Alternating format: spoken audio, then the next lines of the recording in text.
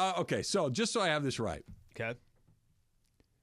The team is considering, according to a report, maybe having Chris Paul be a part of their future roster, which would join LeBron James and Anthony Davis. LeBron and AD both come off a year where they played a lot of basketball, but I think where everybody's in agreement where them playing as much basketball next year as they did this year is probably unlikely. Chris Paul barely played on not a very good Golden State team last year. Chris Paul has not been a super impactful player in a very long time. You're going to have a first-year head coach, potentially, maybe a guy who's never coached before. You're going to have a guy who's as opinionated and as loud as Chris Paul, potentially. You're going to have LeBron James Jr. potentially on the team. This is going to be a great season. I really hope that all of these things line up the way that I'm hoping for. Okay, well, I get it. It's a name. He's been in the league for a long time. It's not like he's going to be contributing on the court. If you watched any Warriors basketball this past year, it's not like he was doing anything. It's not like they had him in key moments or key situations. And maybe I'm wrong. Maybe more of these games he was in during late in-game stuff. But he's 39 years old. I don't know exactly how this would work because he still is under contract, I guess, for another year. But this is only, I believe, if the Warriors just decided to release him. And I don't know if that means they're paying X amount of dollars. Lakers are basically virtually getting him for nothing. I wouldn't pay too close attention. I get the name is there, but it's not like they're going to be playing him 35 minutes or something along those lines. It has nothing to do with the basketball. It has everything to do with the decision-making process. Whether he plays or not, that is on the option tree is an insane proposition. Just wait. Do you think and I'm not going to sit here and I'm not trying to make a case that Chris Paul is the right person. He's going to change everything. Do you feel like the Warriors front office has a good idea of what they're doing? Yeah. Okay. Well, why'd they bring him in? It was a mistake. Doesn't mean that smart people can't do dumb things. But do you think that they didn't have the success they did because of Chris Paul? No. I don't either. And listen, I agree with you. After You're the Lakers, I'm looking at this from a 30,000 point view. That all of these things, all of the rumors, and let me read this. Eric Pincus from Bleacher Report says that Chris Paul will probably be a free agent. There's a reasonable chance he gets traded or just cut by the Warriors, and LeBron and him obviously have a strong relationship. There's a universe where the Lakers sign Chris Paul. I don't think it's outrageous. I would be remiss without mentioning Chris Paul is a real possibility. It makes a lot of sense to me. Okay.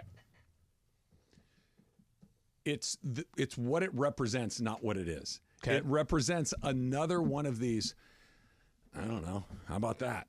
There's never been a path. There's never been a vision of because what was it, 2 years ago? Let's get old. Let's get old and experienced. Like the Carmelo Anthony, Dwight Howard, Rajon Rondo coming back, DeAndre Jordan, like Russ. Mm-hmm. All of these older veteran guys, and we were sitting there in media day and looking around like, are there 7 Hall of Famers on this active roster? Yeah. Probably. And people were joking around like, hey, this is the 2010 All-Star team. Yeah. And it turns out that didn't. It's like, okay, let's shuffle it up. This is just another one of these, I don't know, put everything in a bag, shake it up, and just start pulling stuff out at random. Mm-hmm. Like there's no thought to it. Whether or not it's a good idea, a bad idea, whether he would play a lot or a little or somewhere in between, that's far less interesting to me than just this is another brick in the wall of what in the world is going on when they're making decisions. But I think those details matter. I think when you say that, I think saying that, what the hell are they doing? And you're going back to this, or you're going back to the year where like they had all the older players.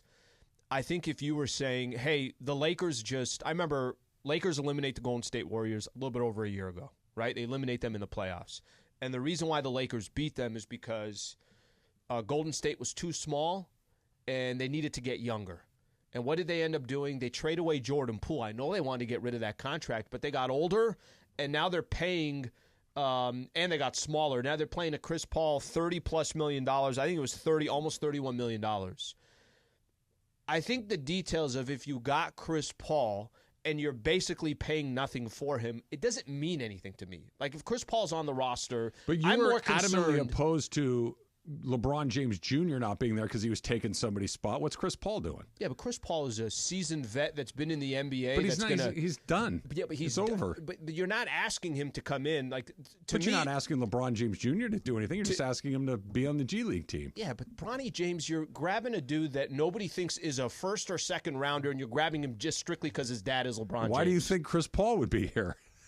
Because LeBron is his friend. Exactly. Okay, but here's the difference. Chris Paul's a Hall of Famer. Like in 2010. I get it, and I'm not arguing that if Chris Paul was going to come in and get paid $30 million by the Lakers and was eventually going to play 30 minutes a game, that's a different conversation. I'm less concerned about if Chris Paul becomes a Laker. I'm more concerned with who's going to be your next head coach and what the hell are you going to do in the offseason. That's all I'm saying. They all go together. They all go together. It's all one of these. You guys don't have a clue what you're doing.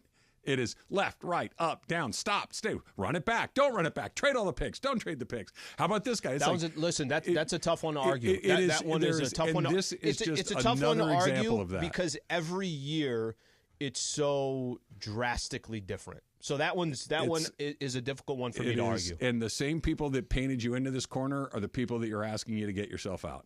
Good luck with that. That's why I'm in. I want Bronny. I want Chris Paul. I want J.J. Redick. I want it all. I want those picks gone. I want some moderate level star coming back. It's just, let's go. What year was it that Chris Paul got traded to the Lakers for like 30 minutes? I don't know the year. I know what you're talking about. Yeah, you could potentially finally get him. Oh, hopefully Adam Silver intervenes 2011 for sanity reasons. It was right instead of basketball reasons. I intervene on behalf of sanity. We're not doing this. I think it was right after the lockout. That's when it was. All right. Well, maybe they'll just run it back and hope that this one's different than the last one. That is a possibility as well. That's coming up next. It's Travis Lee, 710 ESPN. Started to get into this a little bit yesterday, Al. You had McMenamin on Lakers Talk. Before we do that, I don't know if you saw. Did you see a couple of these texts from Ramona? Ramona texted the both of us. Okay. Like she had kind of her take here on this Chris Paul stuff. We were talking about it. Eric Pincus had something out there that maybe the Lakers go after a Chris Paul, but she basically said that he can still play, incredible shape, that the Suns are dying to try to get him back. Now, that situation I understand more. I mean, listen, he is 39 years old, so I think everything's up in the air if you're putting if you're depending on 39-year-old. Granted, the Lakers are depending on a 40-year-old. LeBron's just available, and he's still putting up numbers. But I get the Suns piece of it. They don't have a point guard. They don't have a guard. So they don't have somebody that can orchestrate things. So I get the Suns piece of it. But she basically just said that there are still teams that think he can contribute. There's still teams. I mean, obviously the Warriors thought that as well, whether you thought that was successful or wasn't. So I think it's interesting someone like Ramona really, really kind of taking a backing here of, no, Chris Paul on a good team or the right team can be helpful. Can't wait. I mean, it would be the most Laker thing in the world. Another old guy who has trouble staying on the court. It would be wonderful, and I hope they do it. If the numbers are not a big deal, a big impact, I don't have an issue with it. I don't have an issue with it. It seems like a terrible, terrible idea to me. It's another one of those things that is screaming red lights. But what if the numbers aren't crazy? Bad fit. It just there's nothing about it that makes sense to me. Again, it's gonna be short term with Bronny. At least he gets him on the rise. This guy's gonna. What if he doesn't? But let's not compare Bronny. I don't know why we're bringing up Bronny to the conversation. Because you said you were opposed to it before. I know that. So. But I'm saying that. Okay, let me just give as an example here, and I don't think this is going to happen. Was everyone? If Chris Paul is coming off the bench and is not even, he's not taking up big minutes or anything like that, and it's not big money, I don't think that's going to have this crazy impact either way. Again, I'm more concerned about who's going to coach the Lakers and what's the offseason going to look like. To go into again, same brain trust making those decisions as well. Okay, so let's all just good luck. Mm-hmm. Good luck. I hope it works, but I am highly skeptical. And again, they're not a bad team. It's not like they're, winning 15 games a year. It's not like that at all. They still have one of the best players in the league. Mm-hmm. They have another one of the best players in the league. They're going to be okay, but it's the decisions to get where. The decisions to do what? The decisions to go from 7th place or 7, 8, 9 to Fifth, okay, at what cost? And if you have, just because I have the money today, I got picks, okay? I got the ability to trade for something. Picks is your bank account. Right. Doesn't mean I have to spend. There's nothing I really want out here. There's nothing that's going to help me all that much. I might be able to go from 7th to 5th. Okay, is that better? Yes.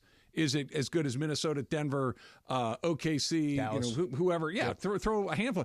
No, probably not. So why not? What if next year there is somebody that I could go get? What if there is somebody that, hey, if I got that guy and put him with these guys, then I am on that level. That just because you can doesn't mean you should. Okay, so that it's two different conversations. But I but think, what I'm getting at is the same people that are making all of these other decisions will make these upcoming decisions. Let me give you an example. Trade deadline happened. What did the Lakers do? Not much. Was that responsible? Yeah.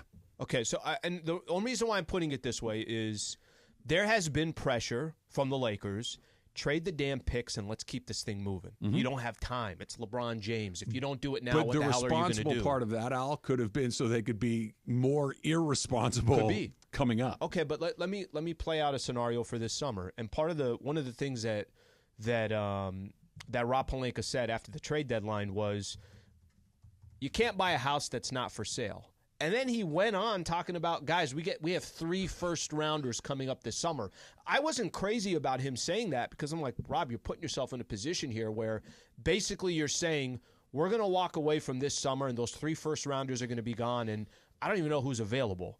If the Lakers went out and they had the opportunity to do this, and it probably won't happen, maybe he just doesn't become available. If the Lakers traded 3 first-rounders and whatever it is, and they got Donovan Mitchell, I'd say, okay, I'm okay with that because I think Donovan Mitchell and Anthony Davis, Donovan Mitchell's only 27 years old. I could see if he's the second best player on your team, maybe even at times the third best player on your team, I get it. But let's say Donovan Mitchell's not available. This is actually one of the points that McMenamin I mentioned was on Lakers Talk on Monday. What if Donovan Mitchell's not available? What if Paul George is not available? I'm just using those 2 guys as an example. What if it's going to cost you 3 first-rounders to go trade for a guy like Jeremy Grant or Brandon Ingram? Are you want to trade 3 first-rounders for those caliber of players? No, I don't like that idea. I don't like that concept. And what Dave was trying to say was, because I asked him, is there a scenario Lakers come back into the season where it's the same guys? That, yes, we have 3 first-rounders, but we didn't want to spend 3 first-rounders on something that shouldn't cost 3 first-rounders. They were just the only players that are available. If the Lakers do that this offseason, where they got rid of those 3 first-rounders after they did everything else with Russell Westbrook, then I'm with you. Then that's as careless as can possibly be. We'll have to wait and find out. But there is a scenario that plays out that they don't make a trade because the market just doesn't tell them this is worth 3 first-rounders. Unless they feel we got to do something. We can't just sit here and fold the hand and wait for the redeal a year from now. And that pressure is going to be there. It's always going to be there. And it's only getting louder. And they have responded to the pressure far more often than they have not. And it's not 100%, but it's tilted one way far more significantly than it's tilted the other way. And it just, like to your point, this idea of what's coming up, hey, wait till the summer where we got 3 to do. Okay, well, now we're here. And everybody knows that. Yeah, that's... But you've already held him off. It's like a kid, right? It's like, no, we're not going to get the box of Oreos at the grocery store. We're going over to your grandma's later tonight, right? Yep. Well, okay, well, now we're at grandma's, and grandma's got a kitchen full of junk, and they're like, well, you said I could have it now, and they go crazy. Well, it doesn't make it a good idea. You pushed it off longer, but it's still a terrible decision. And it just feels like because they've made more weird decisions than really strategic smart ones, that the weird one is coming again. And what you said about the pressure. Oh my gosh. Bron has the player option June 29th, I think, is when he can act on that player option. Yep. All right, so are you assuming Bron's just going to wait? All right, look, what are you guys going to do July 1st? And again, I don't think Bron's going anywhere. I don't either. But there is the pressure of, if you guys don't do anything, I mean, just hypothetically, right? Let's say Bronny isn't drafted. Let's say they didn't take J.J. Redick. Maybe there's a scenario that plays out that Bron's. I agree with you. I don't agree too. Okay, so with that being said, if Bron's not going anywhere, then what is the pressure? Okay, you know what? I don't think there's a ton. Then we didn't like the offseason. We didn't like what was available, and we didn't just take those guys. But you're kind of mixing the streams here. We're on the same page there, but it doesn't mean they won't respond to it. Just because you and I agree he's not leaving doesn't mean that that's how they think. Just because you and I think that they could dig their heels in a little bit and say no to a few things and not risk actually losing them doesn't mean that that's how they see it. Because until I see a series of those sorts of decisions happen, I'm going to expect the other type of decisions to happen. And they have far more often acquiesced to his demands, whether implied or explicit, than they have not. And as we get closer to the end of the line, you would think that they're more likely to do it.